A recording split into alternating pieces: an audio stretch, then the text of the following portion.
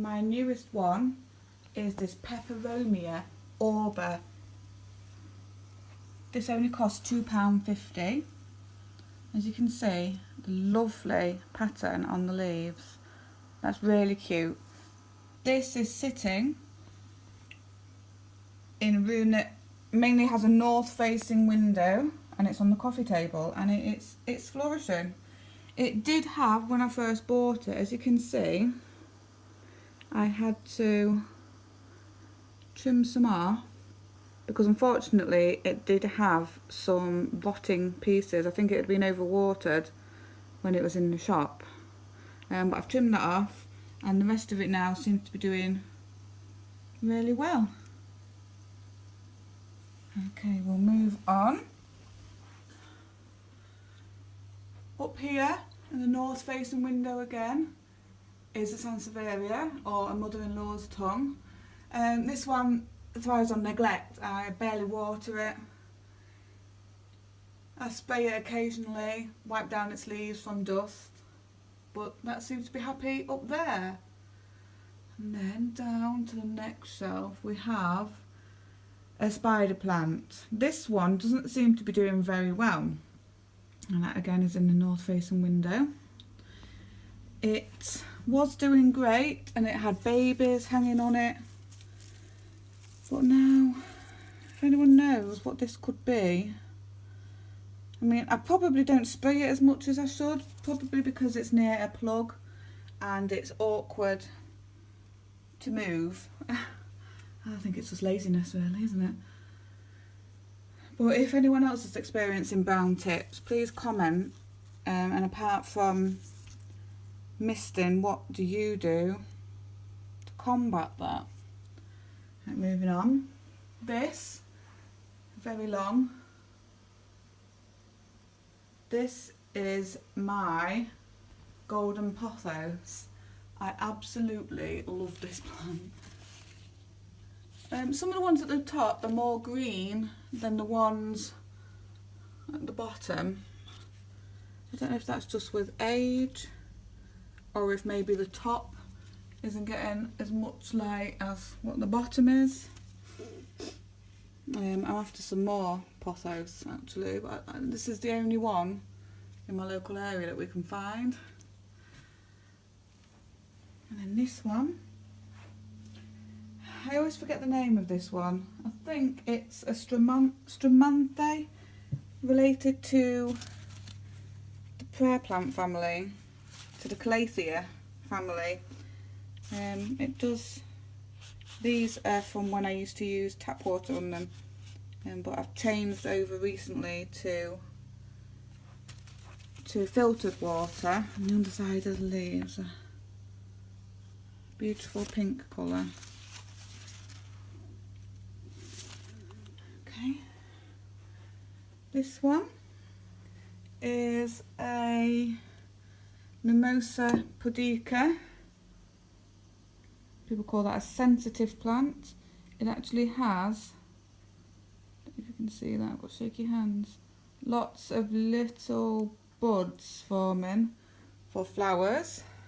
And this one I almost killed. I had to separate it and stick it into two different pots. It's still got a bit damaged there, but it seems to be doing a lot better. I separated it, planted it up into two new pots, and didn't water it for about a week and a half, and it kind of shocked it into new growth. So I'm hoping that one will start flowering again soon. And then moving on. Hello. Moving on. We have another spider plant here. This one seems to be doing a lot better because it's very close to a south-facing patio door, so it doesn't get direct light, but it gets a lot of bright light. It's got lots of babies. I've actually potted some of these up upstairs. But again, it is getting the crispy tips. I think it's just about misting it more. I really need to be a lot more conscious of that. Okay, so I'll excuse all the mess. I haven't tied it up yet. So on this top shelf we've got a set of 3 shelves here. The south facing wall, this is south facing. We have a tray of scantia, which I just missed whenever I missed the other plants really, and soak it once a week. And then up here I have this ZZ plant, which I try to keep on the top shelf so that it doesn't get too much sun. And then we have, I'm unsure about this one, it was labelled as a pilea,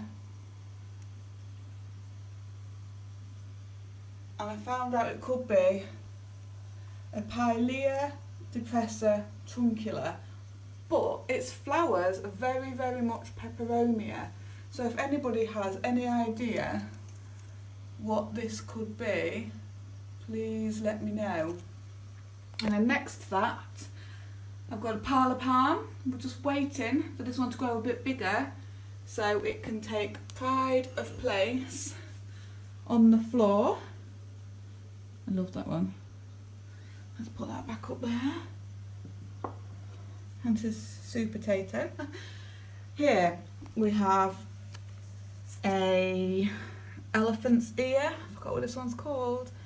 An elephant's ear is a... I can't remember, it'll come to me. This one unfortunately as well has holes, you can see through the leaves. Damage. But I'm learning with this plant. There's some damage to the corner. I keep this one a lot more misted and a lot more watered. It has put out a new leaf, but unfortunately that was quite small in comparison to the others. But I'm quite confident that that will come up again nicely. And then next to that we have the Wandering Dew. This one is a love-hate relationship, really. This almost died a million times. I've had to propagate, repot, and really look after it, but I love these leaves. Look at that, and they're really soft. They've got almost a shimmer on the leaves. That is fantastic. On the back of the leaves, you can see here, it's a lovely purple colour. Got some dark purple, some lighter. And then moving down, we have another, that's a Tradescantia. We have another Tradescantia. This one is a variegated. It did have a lot of these light pink leaves, but most of them are now growing and losing the pinkness, especially this one here.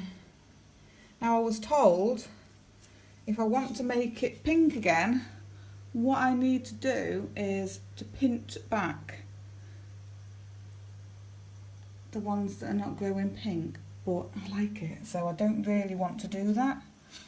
So I'm a bit hesitant to do that, but this one, lovely, that one. But the green ones are nice. It's just not what I wanted, but. And then here we have a Syngonium arrowhead. This one is known as white butterfly. I'm actually after quite a lot of the Syngoniums. This is the only one I can find again in my local area. I love how the leaves are shaped.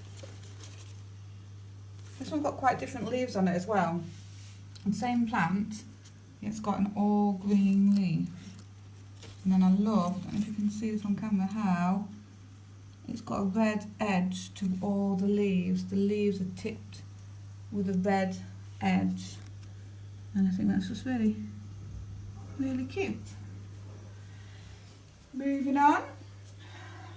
Might pull the curtain a little bit so you can see a bit better. This is our bird of paradise. This hasn't really grown much. We've got this from bulb and it is giving out new leaves. I mean, some of these leaves are quite large now, but I think because we've got it in a large pot rather than a smaller pot, the plants grow more wide rather than tall. The radiator doesn't get used, by the way, next to it. So that's probably 6 years to get to this stage. Okay, and moving on. I really like this corner. This is a south-facing corner. Lovely south-facing doors there. This, I'm unsure what this is. I get told it's turtle vine. That's growing nicely there. String of hearts. This was a lot more lush and thick than what it is now, but my daughter fell into it and pulled a lot off, and it was twice as long, 5 times as thick, but unfortunately the pieces didn't want to propagate and they all died, so that's quite sad. This was flowering, but I can't see any just now, but look at the leaves. They are beautiful. And then in the corner, we have a Ficus benjamina, which is also known as a weeping fig. This one is quite tall now. That's growing really nicely. I like that one. I'm after a variegated one of these. I did see one and I passed up the opportunity, and I don't know why I did that. Why would I not get this if I see it? I blocked the light. There's so pretty. And then on my very messy table here, sorry, I've got work out, we have a peperomia. Now I'm not sure what type of peperomia this is, but it is growing and it is very thick, and I love how the leaves are very, very textured. I really like that. Really like that. It's one of my favourites. And then last but not least is my slowest growing plant yet.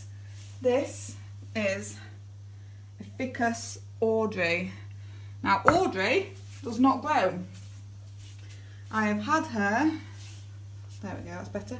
I've had her for a very, very long time, and this leaf is still to come out. That's been there for 4 months.